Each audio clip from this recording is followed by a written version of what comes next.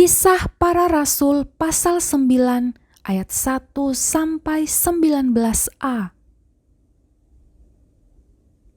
Sementara itu berkobar-kobar hati Saulus untuk mengancam dan membunuh murid-murid Tuhan.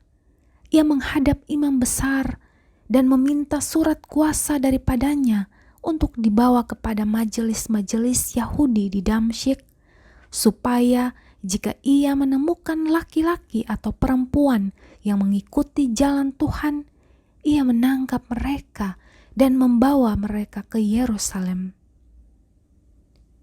Dalam perjalanannya ke Damsyik, ketika ia sudah dekat kota itu, tiba-tiba cahaya memancar dari langit mengelilingi dia. Ia rebah ke tanah dan kedengaranlah olehnya suatu suara yang berkata kepadanya, "Saulus, Saulus, mengapakah engkau menganiaya aku?" Jawab Saulus, "Siapakah engkau, Tuhan?" Katanya, "Akulah Yesus yang kau aniaya itu.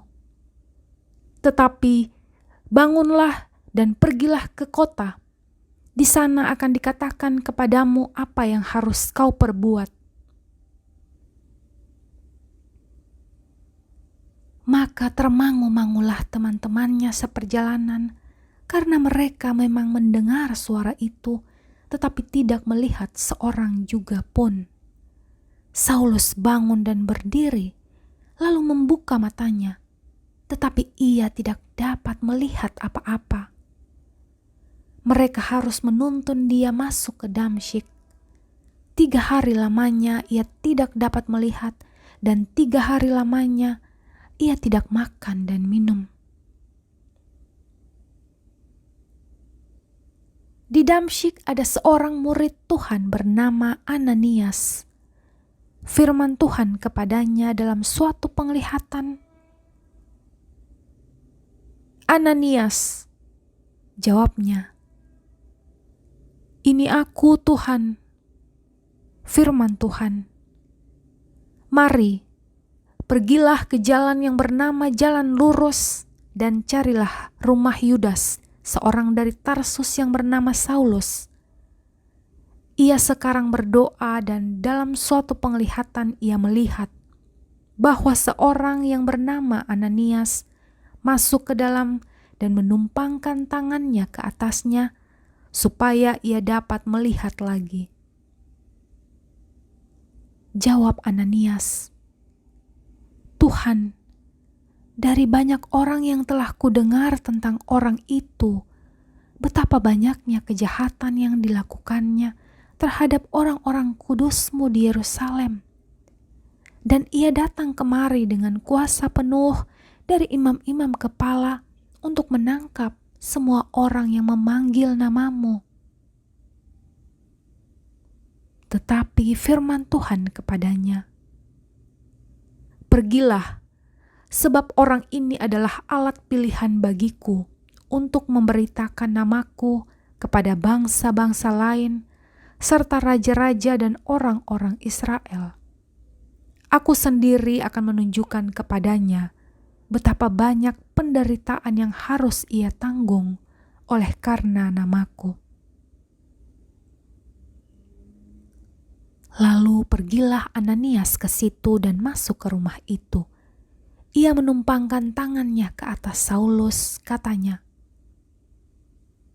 "Saulus, saudaraku, Tuhan Yesus yang telah menampakkan diri kepadamu di jalan yang engkau lalui, telah menyuruh aku kepadamu supaya engkau dapat melihat lagi dan penuh dengan Roh Kudus."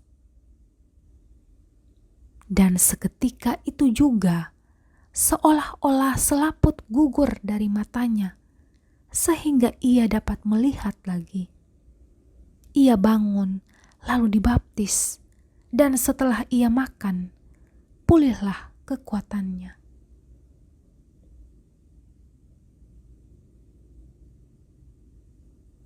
Ayat 19b sampai 31 Saulus dalam lingkungan saudara-saudara. Saulus tinggal beberapa hari bersama-sama dengan murid-murid di Damsyik. Ketika itu juga ia memberitakan Yesus di rumah-rumah ibadat dan mengatakan bahwa Yesus adalah anak Allah. Semua orang yang mendengar hal itu heran dan berkata, "Bukankah dia ini yang di Yerusalem mau membinasakan barang siapa yang memanggil nama Yesus ini? Dan bukankah ia datang ke sini dengan maksud untuk menangkap dan membawa mereka ke hadapan imam-imam kepala?"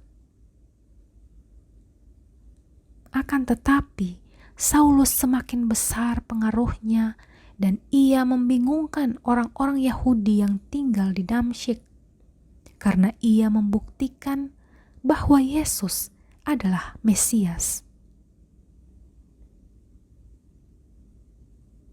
Beberapa hari kemudian, orang Yahudi merundingkan suatu rencana untuk membunuh Saulus.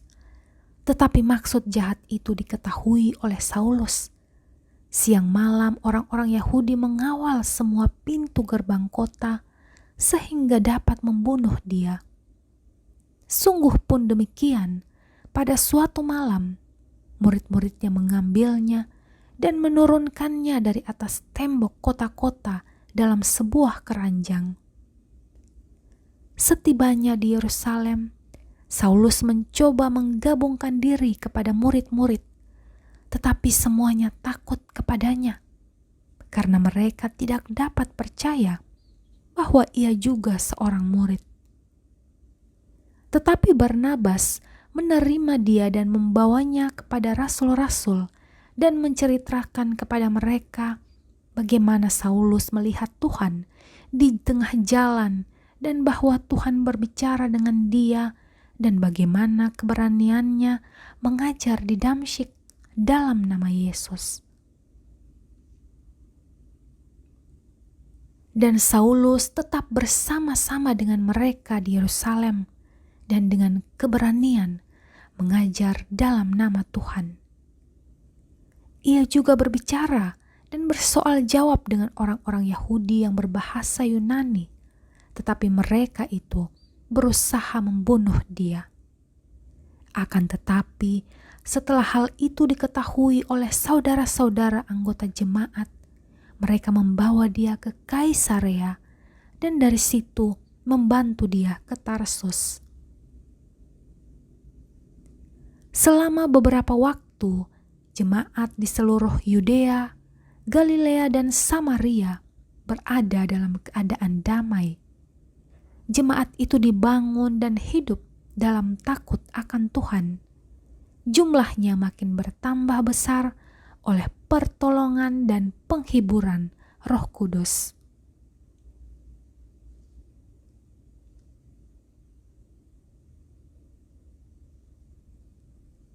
Ayat 32 sampai 43, Petrus menyembuhkan Eneas dan membangkitkan Dorkas. Pada waktu itu, Petrus berjalan keliling, mengadakan kunjungan kemana-mana. Dalam perjalanan itu, ia singgah juga kepada orang-orang kudus yang ada di Lida. Di situ, didapatnya seorang bernama Eneas yang telah 8 tahun terbaring di tempat tidur karena lumpuh. Kata Petrus kepadanya, "Eneas, Yesus Kristus menyembuhkan engkau. Bangunlah dan bereskanlah tempat tidurmu." Seketika itu juga bangunlah orang itu. Semua penduduk Lida dan Saron melihat dia, lalu mereka berbalik kepada Tuhan. Di Yope ada seorang murid perempuan bernama Tabita, dalam bahasa Yunani Dorkas. Perempuan itu banyak sekali berbuat baik dan memberi sedekah.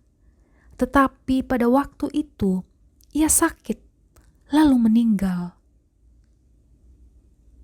Dan setelah dimandikan, mayatnya dibaringkan di ruang atas. Lida dekat dengan Yope. Ketika murid-murid mendengar bahwa Petrus ada di Lida, mereka menyuruh 2 orang kepadanya dengan permintaan, "Segeralah datang ke tempat kami." Maka berkemaslah Petrus dan berangkat bersama-sama dengan mereka. Setelah sampai di sana, ia dibawa ke ruang atas, dan semua janda datang berdiri dekatnya, dan sambil menangis, mereka menunjukkan kepadanya semua baju dan pakaian yang dibuat Dorkas waktu ia masih hidup. Tetapi Petrus menyuruh mereka semua keluar, lalu ia berlutut dan berdoa. Kemudian ia berpaling kepada mayat itu dan berkata, "Tabita, bangkitlah." Lalu Tabita membuka matanya, dan ketika melihat Petrus, ia bangun lalu duduk.